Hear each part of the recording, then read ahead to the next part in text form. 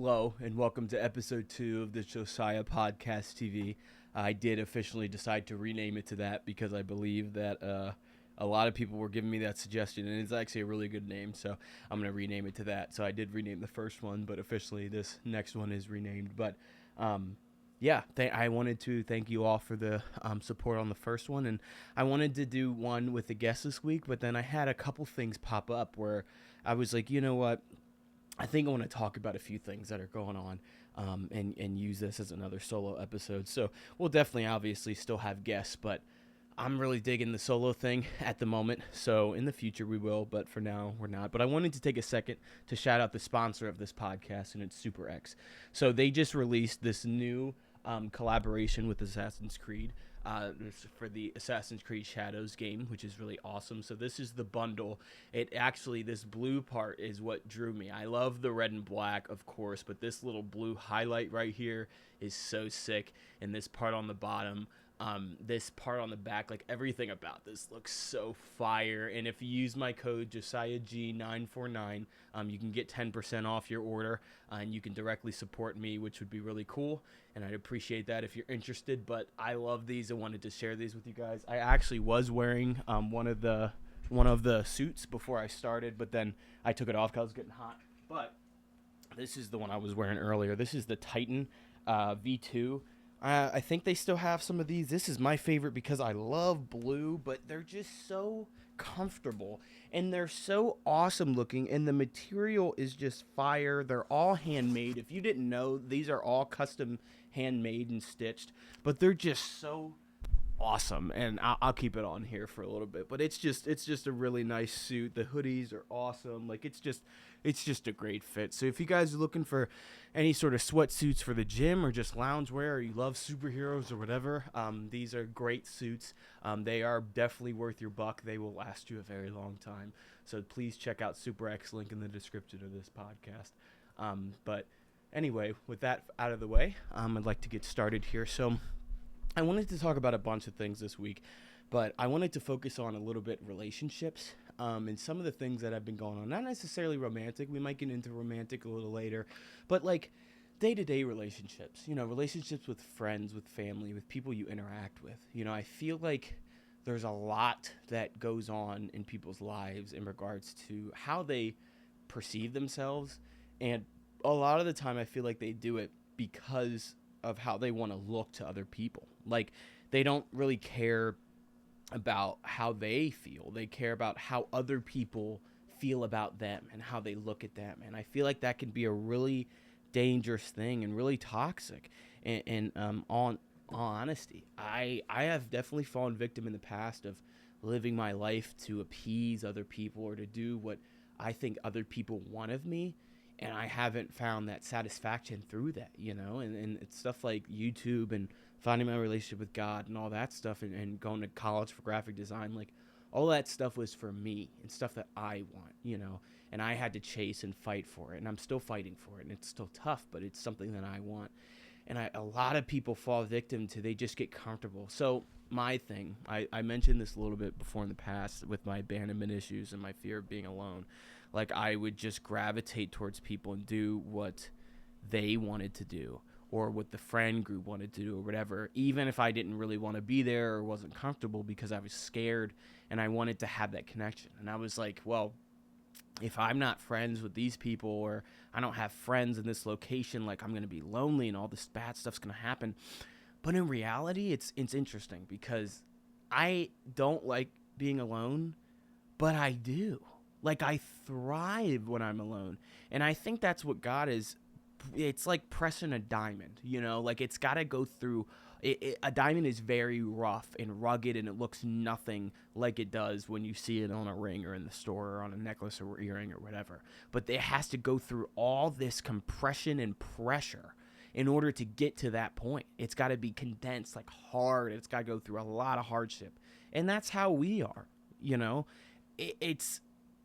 we have to go through incredibly hard trials and tribulations sometimes where we don't think it's fair or we don't think it's right, and it builds us to who we are. So speaking of relationships, like that's been a big reason of my abandonment issues. Like my relationship with my mom, thank God it's beautiful now, but for a while there I felt very abandoned because I felt as though this person who I looked up to like my entire life, once I started to become an adult and I mentioned boarding school, it was a different adjustment for us because she had been treating me as a child, and then all of a sudden when I come back home and I'm graduated, like I'm not a child. And it was during COVID as well, so it was a very abrupt coming home, like no time to transition or talk about anything.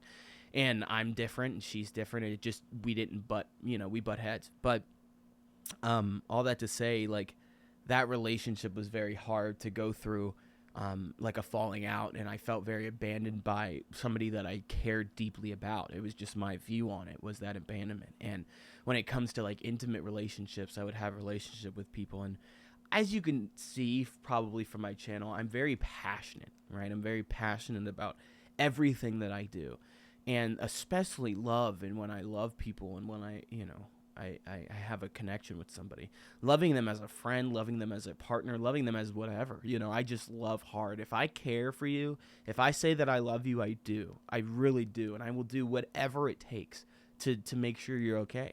And I would find myself losing myself in relationships with people because I cared so heavily about that person and their growth.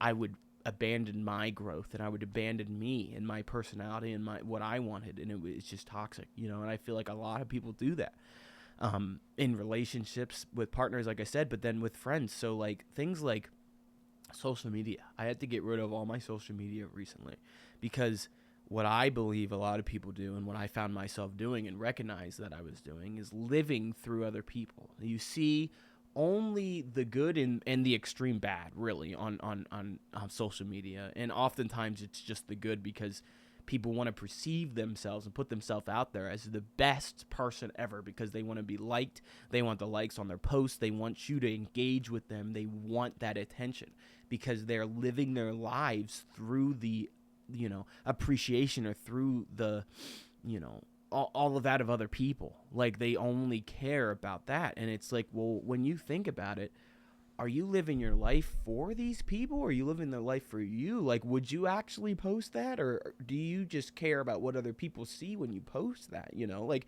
is this something you truly want to do? Like, with YouTube, like, I'm a goofball, man, but I love this, and I put this out there because it's something I want people to see that I truly love and I'm engaged with, and hopefully I can make it a career so that I can do that so much more, and it frees my time up to do that because that's all I want to do. I want to bring out the fullest potential of people, and it's just a very dangerous place to live where you're perceiving other people in all this false narrative of like reality. I feel like there's a technology realm, internet realm, and then there's the real life. And a lot of people look at what's on the internet and think that's what people really are, and that's how things should be. And that's, if I'm not at that point, then I'm not good, or this, that, and the other. And it's so false, and it gets very toxic, I think, and it's scary. So, it's interesting. So, personal experience at my college, like I've had this situation happen where there's two sides of a story. There's always two sides of a story. I believe the true way to figure out something is you take one party side, the other party side, and then you meet in the middle, and that's kind of where the story's truth lies, because everybody has their own perspective and lens on a situation based off of their POV, but also their past experiences weighing into their perceptions of reality for them, their reality of a situation. So I had a situation happen, and it kind of caused a falling out for me and a couple people. And what was frustrating about it is because I believe that if people were to hear my side of the situation, they would really understand that what is being said isn't really like the full truth. And like, I mean, I don't know what's being said, but I feel like they would realize that, okay, more so like this. I feel as though people don't put in effort to where they don't want to, right? So if they hear something about somebody they already don't like or they're mad about, they're like, okay, definitely, that makes sense. I'm just going to paint this picture in my head so I don't have to have any sort of conversation with this person, right? I feel like that's happened to me. And it's frustrating, and it's been hard to navigate because I've been a little isolated because of that. And what's interesting is because I've had this fear of abandonment and all this for so long in my life, but in reality, whenever I'm isolated like this, whenever I go through things like this, like the pressurizing of the diamond, like I was talking about, I feel the most efficient and the most okay. And that's so strange to me because it's an interesting dynamic. It's like an oxymoron because I have a fear of being alone and by myself, but then I do well by myself, like very well. Like these weekly uploads, daily uploads, I keep saying weekly, but I'm doing that because I have the time and space and I'm isolated and I'm not so focused on everybody else. I'm not staying up late scrolling Reels or TikTok or whatever because I got rid of that. And that all that time saving is awesome. But in regards to like past relationships, I feel like a lot of people that watch me are younger, either the same age as me, a little older than me, or a little younger than me. And I feel like I want to talk to you guys because I feel as though there's got to be some people out there that have gone through similar things, are going through similar things, or will go through similar things in regards to romantic relationships. So I've been in a few in my life. And like I said, I love hard. When I love, I put my all into it. I give my all. And not everybody does that. And I feel like I just expected people to.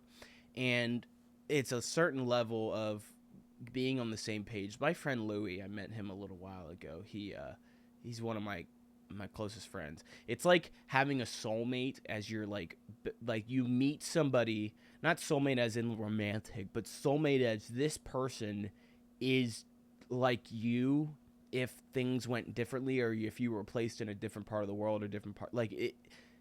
Louis is like just like me and we think just alike and it's so helpful and it's amazing. He just had a kid like probably like a year ago now, maybe less than that, but anyway, he explained relationships to me like writing. He used the metaphor like writing contracts or simile, I guess, like writing contracts. So whenever you go into a relationship, you set boundaries and standards and you're like, hey, this is how I think about this, or this is how I think about that, or are you okay if I do this or that? Like, how does this make you feel? Whatever, right? There's things that you talk about, and then there's things that are like amended later on because you're like, this popped up. Hey, can we talk about this? On the same page, whatever. But then there's also things that you just let go. Like let's say your partner does this and you don't like that. You kind of just let that go. That's in the contract because you let that happen and let it continue, right?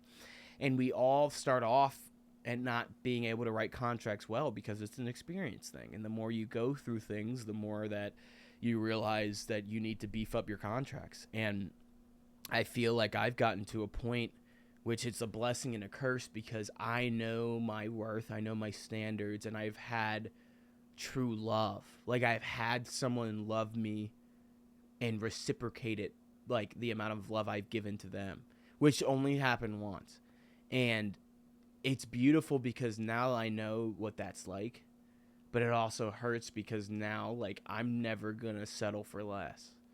And so all my friends or people around me, they get in relationships, and it's a lot easier for them because they're not in it for marriage or the long term, and they're just doing whatever they want. They're just happy, Happy is an interesting word.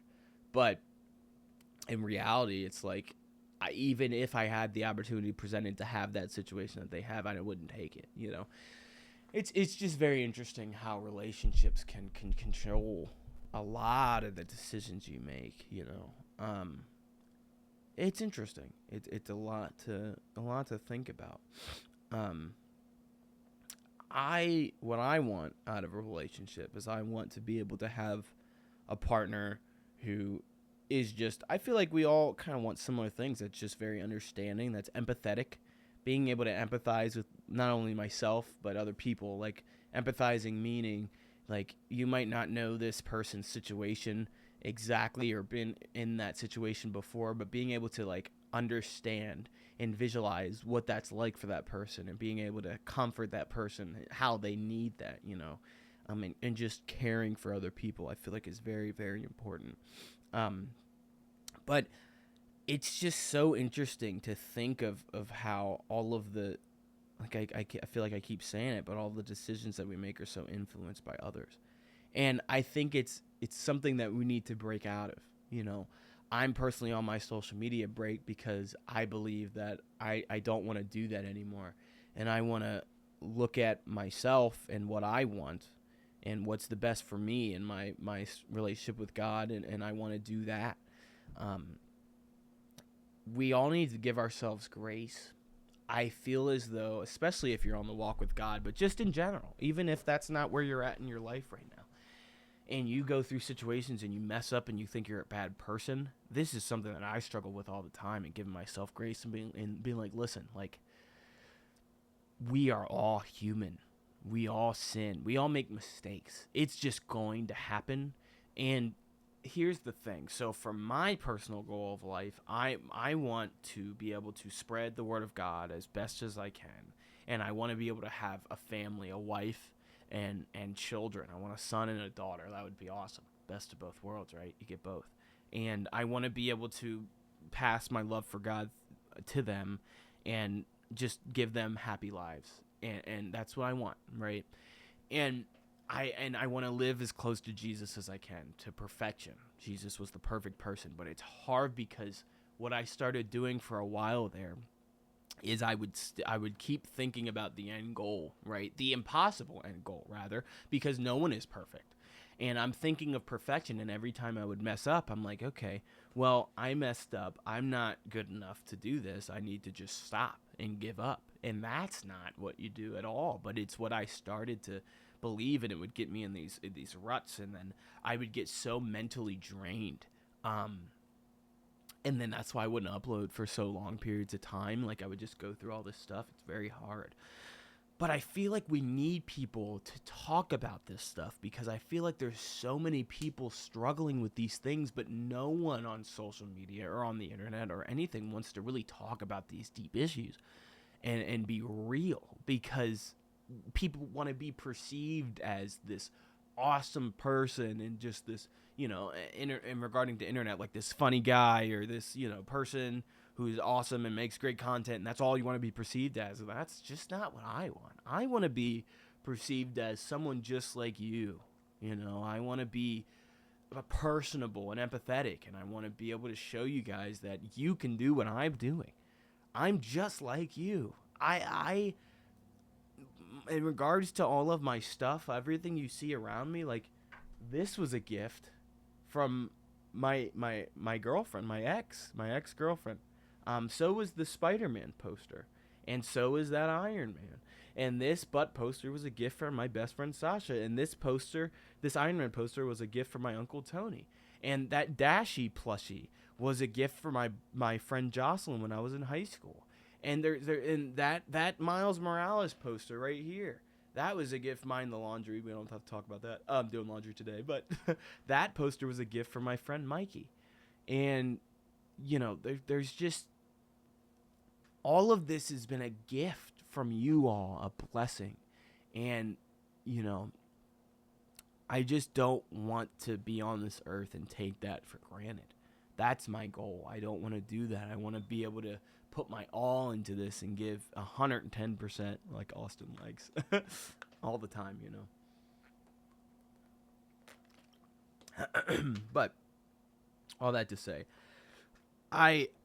it's just hard sometimes for me personally, because I am, like, I'm not perfect, and these things do affect me. I can say all these things, but they do affect me. I'll find myself wanting to do things to appease other people or make other people like me or whatever, and then I have to kind of flip myself out of that, and I'm like, well, no, I'm not gonna do that. That's not how I want to live my life. And I get that, you know, I definitely get how people can do that. And then there's so many mental illnesses in the world right now with people that are undiagnosed and diagnosed, but that plays a part into a lot of this as well. And people, you know, older generations don't necessarily, not everybody. I hate blanket slating. That's one thing about me is a biggest pet peeve. Like, somebody gets hurt by somebody and they, like, blame that whole gender, or they blame that whole, you know, ethnicity or something like that. Like, that pisses me off. So I'm not going to do that. But some people in older generations, for instance, and this happens in younger generations as well, it's all based off of where you live and a product of your environment with your mindsets, but believe that mental health isn't that important, and it's so important. It's just as, of course, your physical well-being is very important, but your mental has to be just as important, because if you're not in a good mental state, how are you going to physically operate? You can't physically eat if you're so depressed where you're just stuck in your bed, you know? And as someone who's been through a lot of mental health things, I'd love to share some about that. So in regards to relationships, and before I had this girl, I don't want to use real names, so we'll call her Jessica. I made this joke one time in my class where I said I was dating this girl, and it was a joke. It was like everybody knew I wasn't, and they were like, "Yeah, what's her name? What's her name?" I was like, "Jessica." And then every time we talked about it, they would bring up Jessica. And one time I forgot even, and they were like, "How's Jessica?" I was like, "Who?" And they're like, And I was like, "Wait." But there was this girl named Jessica. So my senior year of high school, I went in with this mindset of, I had just gotten out of a relationship over that summer, a very toxic relationship. I was so happy I was out of that. And I came back to school and I was like, all right, I'm good. Like I'm single. It's my senior year. I'm about to pop off. I have all these things going for me. And that's when it always happens. It's always when you're content. That's why you have to focus on yourself and get content. And that's what I'm doing. So hopefully, hey, maybe my future wife will find me soon. But it's always when you're content when this happens. And I met this girl, Jessica, and it was just like, we just clicked. Like, she was beautiful, absolutely beautiful. And I always feel so honored when somebody beautiful takes interest in me, because I'm like, man, I am so lucky. You know, I don't take that stuff for granted. And I remember, wow, I haven't thought about this in a while, but I remember we had these events at the beginning of the year, because I went to a boarding school. So we would come back like 2 weeks before classes started to kind of get adjusted to being back. And when you're a senior, we had all these crazy events, and there was like fishing by this pond, and there was like block parties, and then we can go to the pool and Hershey Park. Like, it was just so fun, right? Hershey Park's an amusement park near me. And I remember just hanging out with this girl, Jessica, for so much of the time, and I felt myself falling, and I was like, wow, that didn't take long. We went to movies. We went to see Joker together. I remember that Joker movie. That's when we kissed for the first time. But I remember it was a simple conversation. I remember meeting her, and it was at the pool, and I had jumped off a big diving board, and I had all these people. I was like, yeah, everybody rev me up. And I did this great big splash. It hurt so bad. I'm pretty sure I didn't land it how I wanted to. And I smacked like one of the big smacks really hard. But she was watching, and I had gone on the side. It was time to go. I was putting on my socks, and I was like, hey, like, what's your name? And she said her name, Jessica, the one I'm using. And we just were shaking hands, but then on the walk home. But we kept our hands like in that position the entire walk. And I gave her a hug when I left or whatever. It was very interesting, because I had never met her before, and it was just this instant connection. We were just on the very, very strong same wavelength. And I remember getting home and talking to my friend Justin, who actually commented on the last podcast. So if you see this, Justin, please comment again. I would love to have you on. Like, I wasn't joking. Jay Foreign, I would love to have you on. Talk about your story and your redemption arc. You know, I'm so proud of you if you're listening. But I remember that. I remember going home, and I literally, you know what you do with your friends. You're like, okay, like, who is this person? Do you know this person? Are they with somebody? Like, are they gay? Are they straight? Whatever. I remember she was bisexual, so I was like, uh-oh. Like, now I got to compete with both genders. Like, I was, you know what I mean? I was like, and then they're living with all girls, so I was like, oh, man. Like, you know, I got competition all over the place, but she picked me out of all everybody that was interested in her, and it was a beautiful thing. And it started off really great. And eventually it got just sour, and there was just part of that contract thing. There was things in the contract that I should have, you know, amended, or I should have talked about. And it just went on this very toxic, manipulative. It was kind of like I loved her so much, but she used me. And she knew how much I loved her, and she would give me just enough to bait me along, to keep me there, to keep me interested, to keep me doing things for her. And this went on for years, maybe 2 years. And I say all this to say, I remember she had her own place, and it was after in high school, after I had graduated and COVID had hit. I'd been through so much stuff, and she wanted me to move in with her. She said, you could move in. She had her own place. I don't know how. This is the other biggest red flag. I don't know how she ever made her money. She never talked about it, but she had all this money. And I was like, that is not good. That's not a good sign, but I overlooked it because I loved her. And I remember just drinking and smoking with her, doing things that I shouldn't have been doing, and being young and dumb. And I didn't want to do those things, but she was doing them, and I was like, I'm going to do them because I want to be like her, And so I remember the one night she had been partying a lot and hosting parties at her place, all this stuff. And I was like, I don't like this lifestyle. But I didn't really, she knew that I didn't like that, but she came to me and she was like, hey, I don't want to do this anymore. I want to cut this out, and I just want to tell you this. I know you didn't expect this of me, but I just wanted to tell you I don't want this lifestyle anymore. So I was like, okay, great. I was like, we're on the same page. I didn't have to say anything. This is awesome. And so she was dropping me off. I had my PlayStation, clothes, toothbrush, a whole bunch of stuff at her place, right? So I didn't have a car at the time. So she was going to drop me off. I was going to go to my grandmother's for a little bit, and then she was going to bring me back that night. So I went to my grandmother's. I had a photo shoot or whatever that day. And so then I saw on her story, she was like, party at my place tonight. And I'm like, okay, it would have been one thing if I was pushing it, hey, you need to stop doing this, and she did it anyway because she wanted to, but she came to me and she was like, hey, I want to stop this. And I was like, okay. So then when she did that, I started texting her. I was like, hey, what's going on?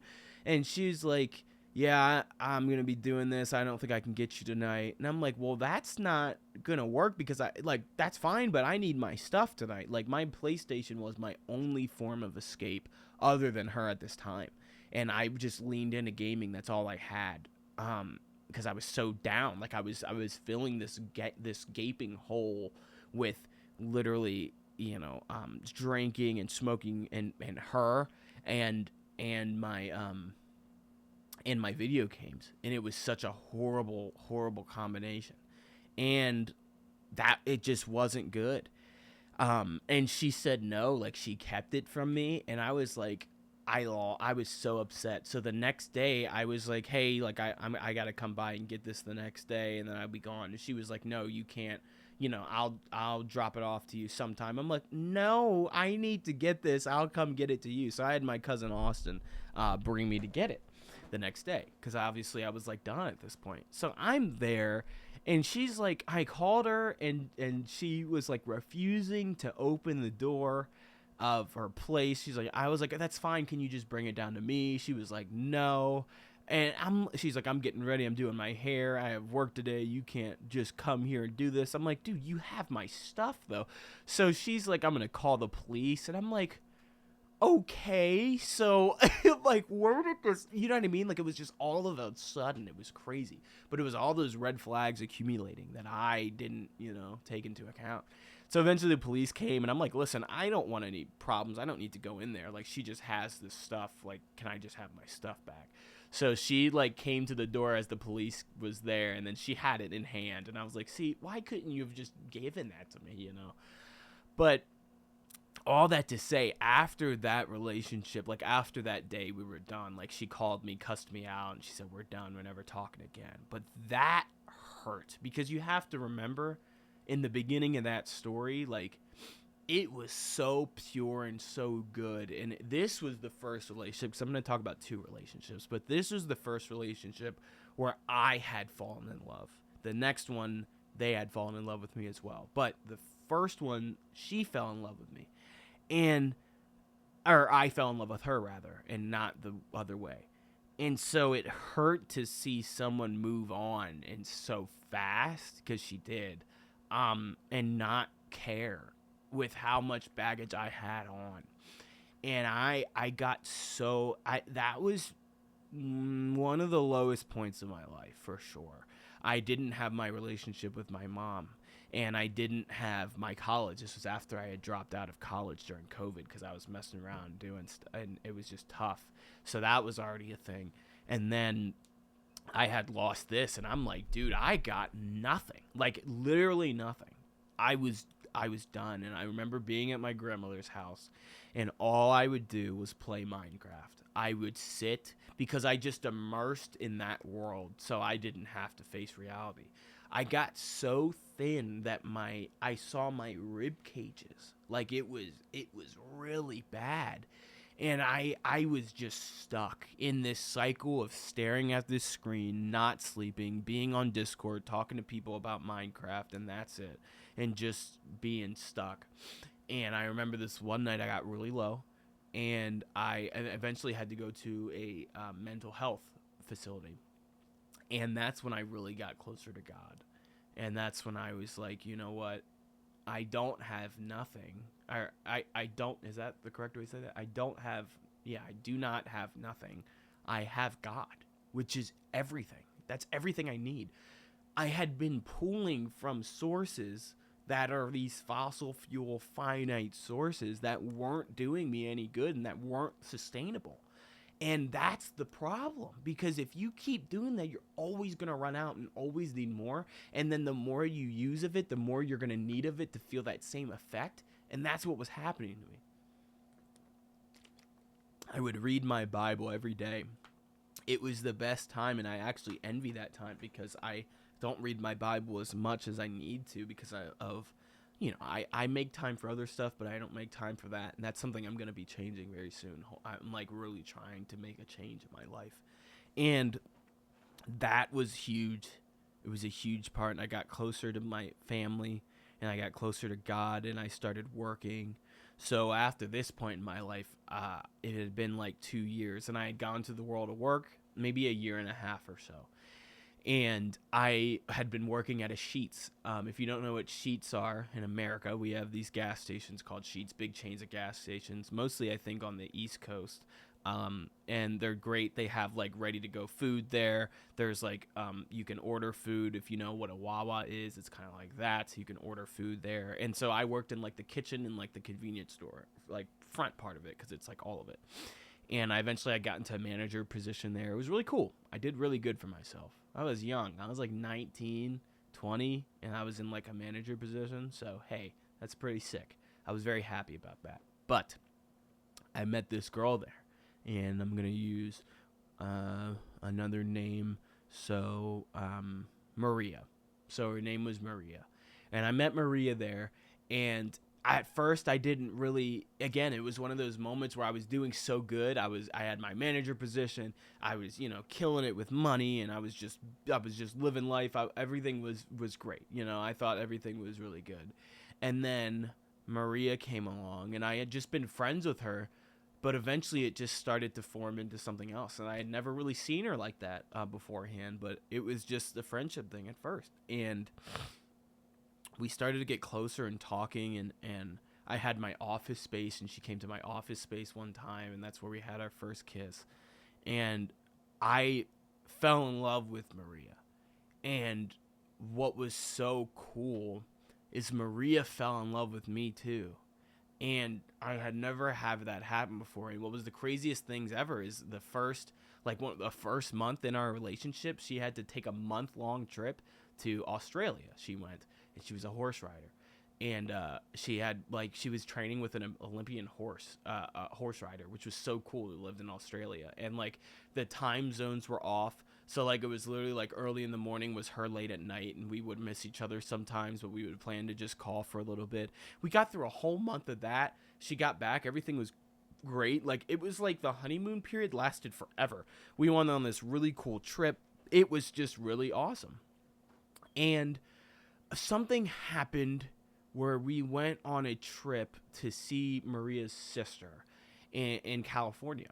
And it was just a disconnect. Like it was just like, it was almost like, and we talked about this later, like she lost like a lack of respect for me. I don't know where it came from, but she just started to treat me different in front of her family, and I just didn't appreciate it, and it was just weird. I felt outcasted. But all that to say, we eventually, the relationship, we tried to make it work, and it was just a slow disconnect, and it just didn't work out. And that one hurt, because that one didn't end bad. That one ended where we were talking and we were literally crying like in each other's arms for like 3 hours. And it was so bad where like she felt like she couldn't even eat. And like I had to, get him some water, give him something to eat. We tried to watch a show together. Like I had a goodbye kiss, like romantic, like big time rush type thing, and that was tough. And Maria said that she wanted to be friends with me afterwards.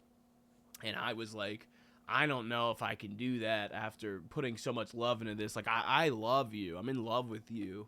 I don't know if I can do that. I don't know if that's possible. Like, if you get with somebody else, I don't know if I can do that. And she was like, no, but I really want you in my life for the rest of my life, a long time. I was like, okay, that's fine. I'll do this for you. And I tried. There was one event where we were going to go together, but I couldn't manage to go because I was like, hey, it's just going to be really hard to see you. Like, I just need a little bit. She got upset about that. And then eventually she just ended up ghosting me, like, completely out of nowhere. She unadded me from her stuff, and I was like, that hurts. And eventually it was because she got a boyfriend. She didn't want me to see that. And it was, like, so fast after. But that was just so much, and that's why I got Bubba. My mom eventually got me Bubba. By this point, our relationship was a little better, so she had gotten me Bubba as a result, and that's why he's my most support animal. He's my new partner. Partner in crime, Bubba. But all that to say, like, that those situations and relationships have impacted me to this day, and there's still little things that I let slide in those relationships that I don't think I would now because of the learning experience that I had and how it's affected me. And I feel like we all have relationship stuff like this, and it's like, how do we get through this? Like, now that all this is over, how do we actually navigate what's next? And that's where I'm still working on. And that's why I want to talk about it, because it's hard. It's not easy. And I don't think it's ever going to get a point where it's like perfectly easy to deal with this type of stuff. But it's very important to do it in a mature way and in a good way for your mental health, And what I take out of that, and what I told her, Madison, I just said her name. Well, womp. What I told her, I forget her other name. But what I told her was,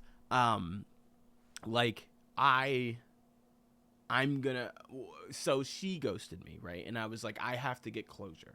I believe getting closure is very important. It doesn't matter how long ago the relationship ended. If you didn't get that closure for yourself, then something is always going to be eating at you. So what I did, even though I couldn't talk to her, is I called her and I left her a message. And I said, hey, I want to let you know that I'm going to college. This was right before I went to college. And I was like, this is like roughly 2 years ago. And I was like, I'm doing better. I know you said you wanted me to go back to college. You wanted this for me. And you wanted me to do better for myself. And that's what I'm doing. And I'm doing that. And I want you to know that I appreciated everything that we had. And you've taught me so much. And I like I said in the beginning of the relationship, which I did say to her, is that even if we didn't work out, I appreciated every moment that we shared together, because it was very valuable to me, and nothing will ever change that. Nothing can ever taint that,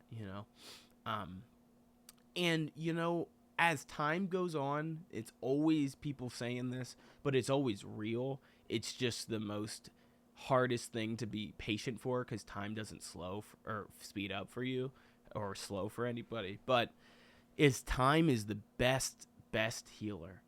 Like, I think about it so differently. Even a year ago from now, I was so caught up on this still, and I don't think about it nearly as much. Of course, I still think about it from time to time. I mean, I loved her, but it's so much easier for me to navigate now. And for anybody out there going through relationship issues, whether it's you're in a relationship and you're struggling, or whatever. What I'll give to the people in a relationship that are struggling, some advice as someone who's been through a lot with relationships, being 22. I'm still pretty young, but I still feel like I have some emotional intelligence when it comes to this type of thing, is that you have to make sure that you are not emotionally dependent on anyone. And I'm serious. You can have a partner that now it's different if you are married and, whatever. It's a little different, but you still should be firm by yourself and emotionally dependent on nobody but yourself, because the second that person can't be there for you, you can't fall apart. If your partner has to go away for some time, or your partner, not jail, that sounded like jail, that's not what I meant, like go away on a business trip or go away with family vacation or whatever, like you have to be separated from them.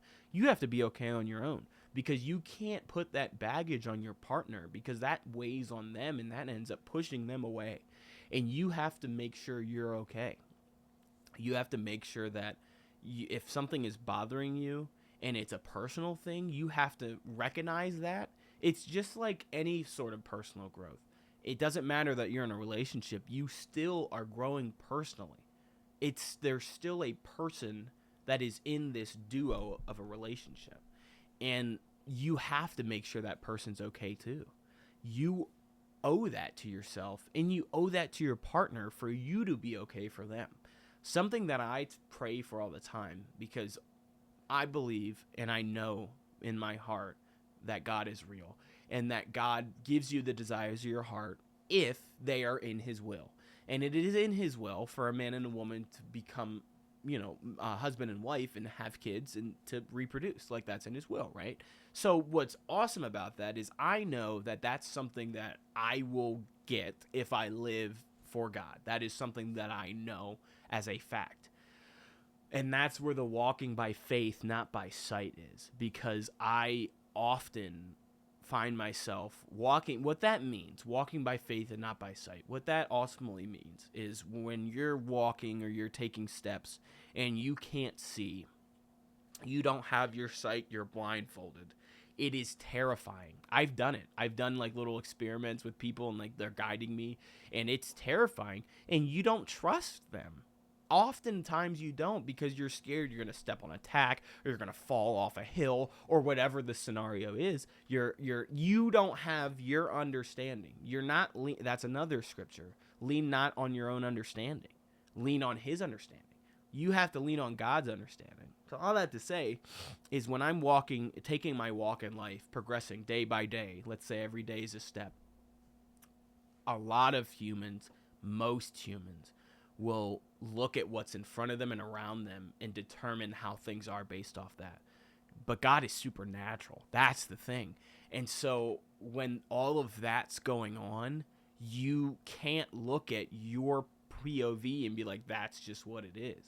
Like, okay, another instance that happened to me just today, which was amazing, is that I've been struggling with money, like a lot. When I lost my positions at my college, those were my financial incomes, right? So I lost that, and the only income that I have is YouTube, and that's another motivation for me to go so hard into this, because I need it. I need help, and you guys just watching me and supporting me give me that help.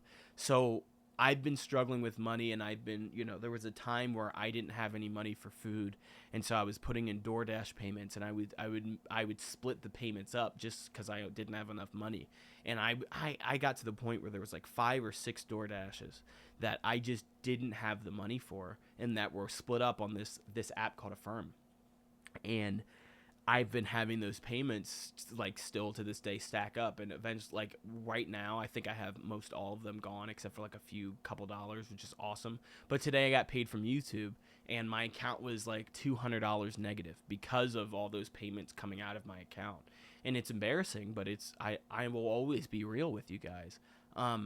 And so with that happening, it was a struggle. And so I just was kind of thinking to myself and kind of worrying, because I was like worrying about financials. And I'm like, well, I just got paid. So I got paid like roughly 300 something from YouTube for the month. So then I I only had like $100 something, and I had to pay off all those things. And now I was left with $12 in my account. I just got paid today, $300 something.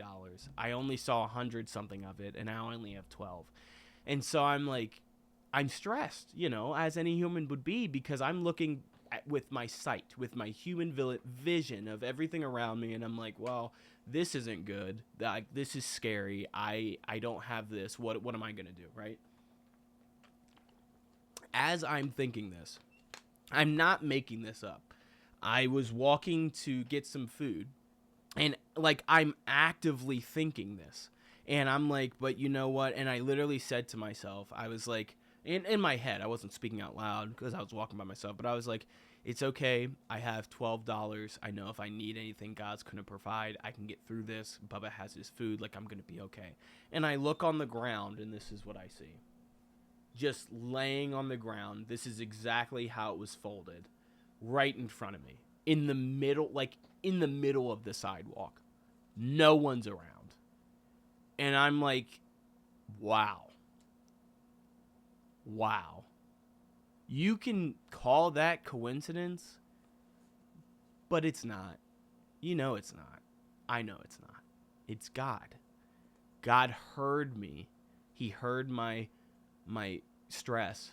He saw that I wasn't leaning on my understanding, and I put faith in him, and he gave me something to show that he's there and he's listening, and he has me. I'm a child of God, and I will not go hungry. I'm going to be okay, And it's powerful. It's very powerful.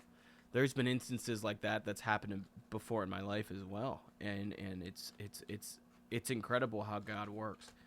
And it's just insane. It's hard because it's like I said, it's the hardest thing to do is to lean not on your own understanding, because that's all we have. Like, going back to the perspective thing earlier, we all view situations based off of our lens or our view and how we feel about things. And whenever we're told to do something unnatural, supernatural, so of course it's unnatural already, but supernatural, not of this earth, the creator of this earth. And it's just insane because our brains can't wrap around it. And all we can do is have faith that it's going to be okay, have faith that God has us, and have faith that we're not going to end up being alone. If you are living for God and you are, the fruits of the Spirit, let's talk about that a little bit. Love, joy, peace, patience, kindness, goodness, gentleness, faithfulness, and self-control. There are 9 fruits of the Spirit. What the fruits of the Spirit are, basically in the Bible, it says that if you produce these fruits, meaning if you exuberate these traits, then you are living how you should live, right? So loving people, loving your enemies. Oh man, that's hard. And that's, again, not natural, not of this world.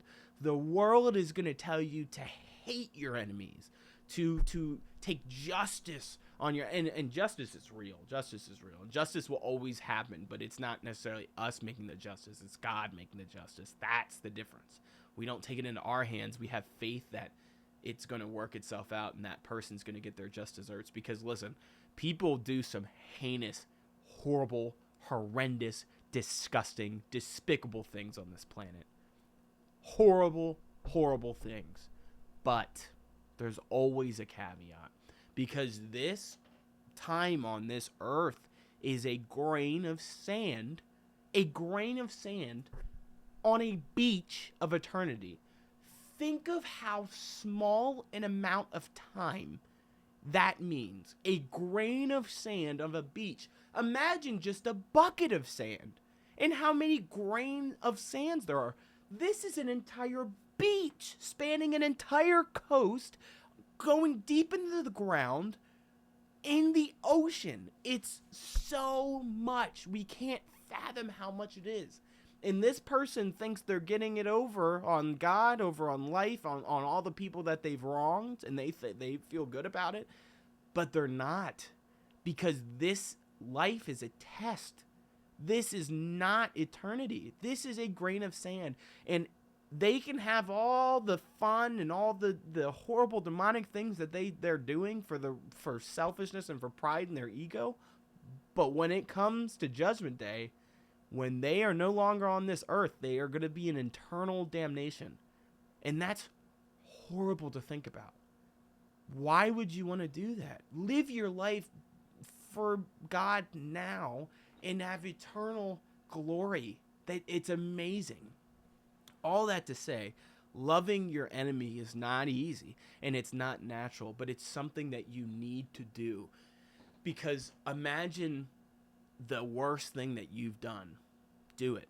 Imagine it right now. Put it in your head. Whatever that thing is, the thing that you're taking to your grave, the thing that you have gaslit yourself to forget that you've done, the thing that you never have told anybody that you do in private, that whatever that thing is, the most horrible thing you've done, you are forgiven for that. You're forgiven.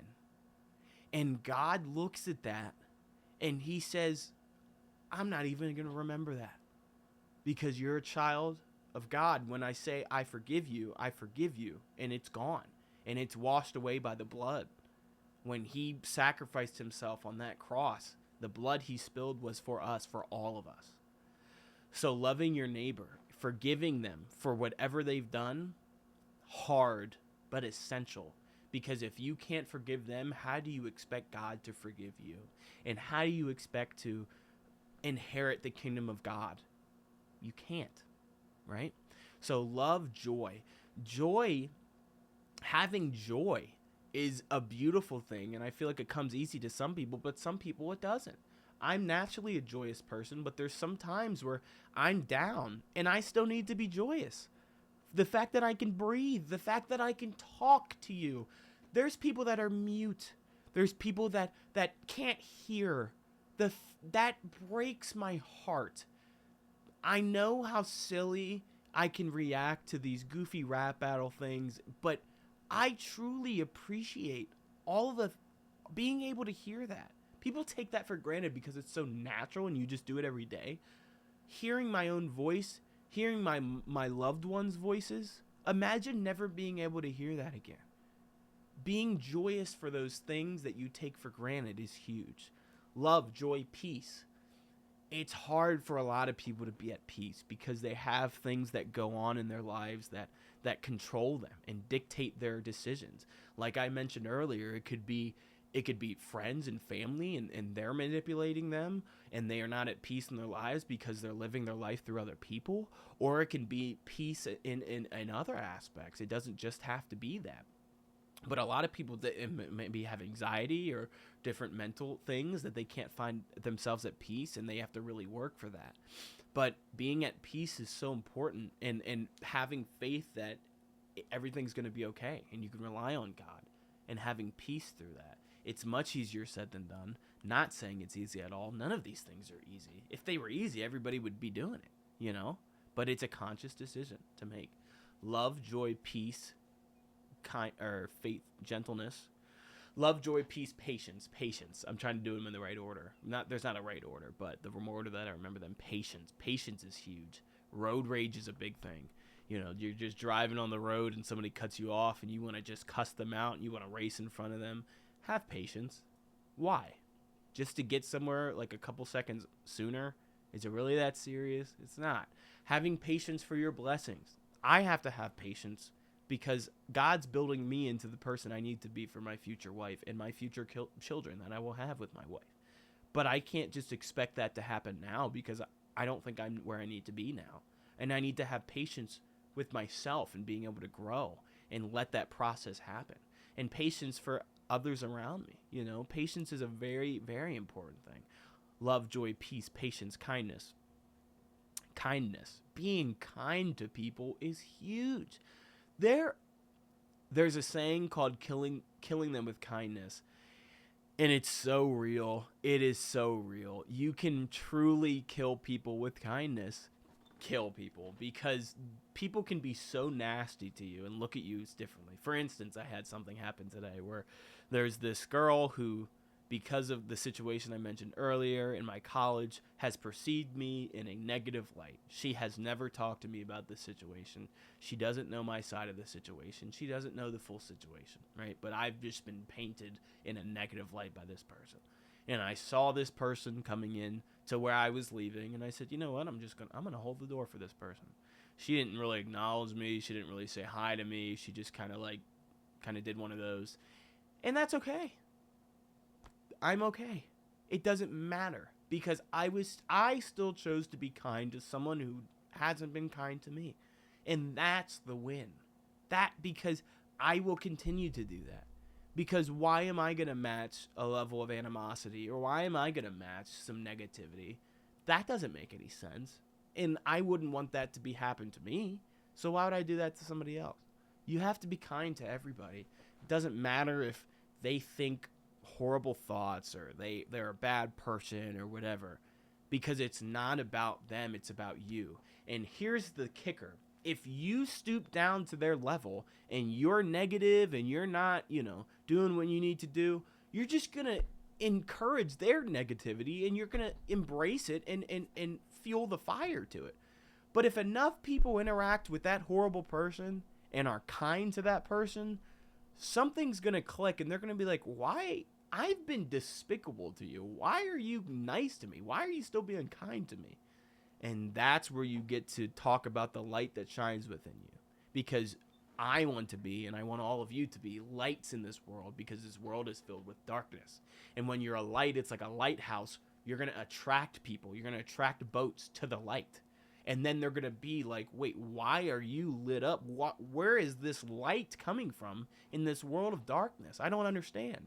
And that's where you can talk about God and your experience. It's amazing. Love, joy, peace, patience, kindness, goodness. Goodness. Interesting one, right? Because what is goodness? That is interesting. I believe good. There is good and evil, right? Think about this. This is a food for thought. Honestly, really think about this, whether you're a Christian or not. This is very interesting. We all have a moral compass, right? Like we know that if I were to just like pick up weapon and hurt somebody, I know and you all know that's evil. Like we just know that. It's just in us because we have a moral compass. And it's like, I know that if I do something good for somebody else, like if I give them a gift or something or whatever, or I help them if they fall, I know that's the right thing to do. Like it's just embedded in me. Kids have that as well. Moral compass.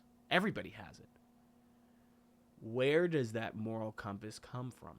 Because it's not learned. It's not. It's in us. You don't learn these things. They are just a part of you. We have a creator that gave us that.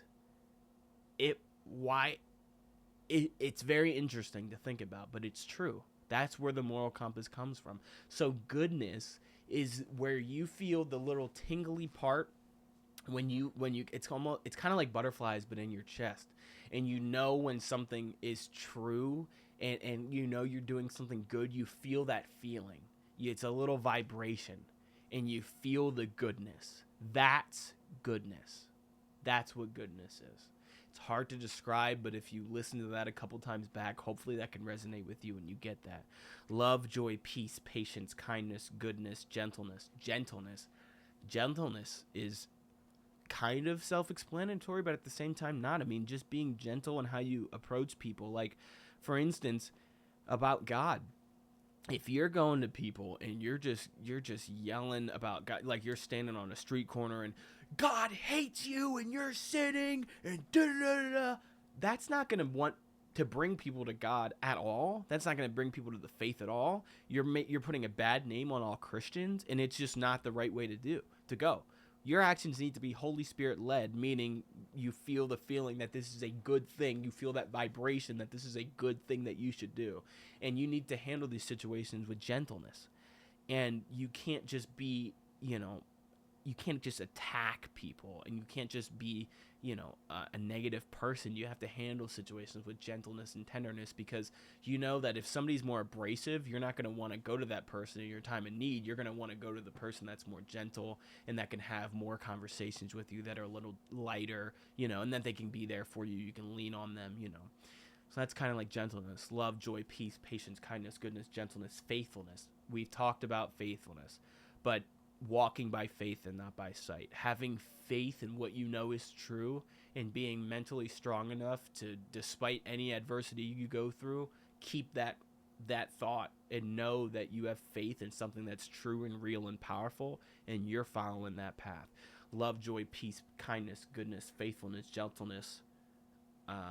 There's another one in self-control, but I'm gonna fruits of the Spirit. Love, joy, peace, patience, kindness, goodness, gentleness, faithfulness. Love, joy, peace, patience, kindness, goodness, faithfulness, gentleness. Oh, no, I was right. I had them all. And self-control. Look at me. I know my stuff. So the last one is self-control. This one is huge because it spans so many different parts of your life. Having self-control it's hard. Because think of it, self-control, having complete control of yourself.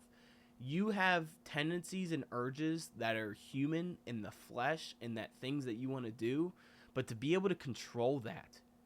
There's a saying that the person that can control their emotions is the most powerful person in the room, and it's true. Because if you're let's say you're in a conversation with somebody, you're debating back and forth. The second that somebody starts to yell or get emotional or name call, you know they're losing the argument and or lost the argument. That's how it always happens. Whenever there's an emotional-based response and nothing of it's based in fact, you know that person is fighting for something that they care about, but it might not be true, right? All that to say, that's a little side note, but self-control is huge. Having, if it's having to do with eating in moderation, right? That's a huge thing in society. Being able to have a meal and just be like, okay, that's enough. I don't need to, or be able to have one cookie or something and be like, I don't need two cookies, you know what I mean? Or I don't need to have all these Oreos. I don't need to have the whole row of Oreos. Like, I don't know if you guys have noticed, but I've had my back and forth with my weight gain in my journey. I'm currently doing really good now.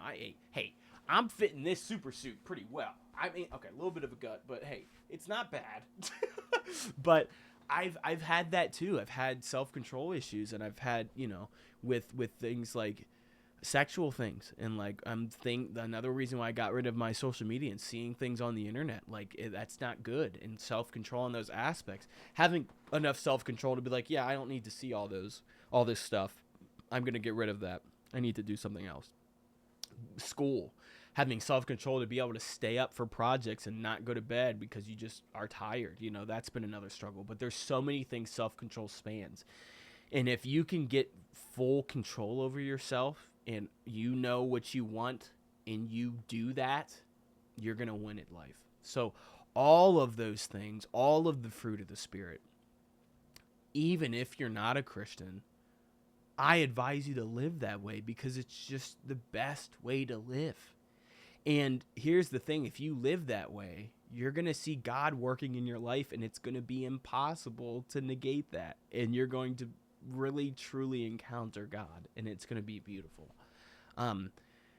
I prayed at the end of my last podcast. I think I'm going to do it at the end of this one too. So if you guys want to stick around for that, let's do that. So dear God, thank you for this day, and thank you for waking me up this morning. Thank you for all my senses.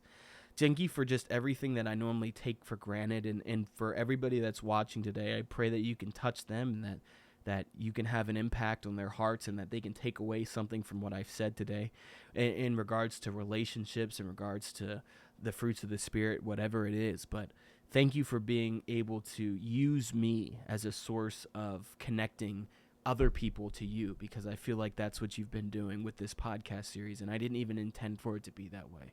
So thank you for everything you do for us, God, and I love you so much, and I pray for everybody out there and that they're doing okay, and if they need anything, know that they can reach out, especially in my Discord, and whatever, I'm here for them. Thank you. I pray all this in Jesus' name, amen.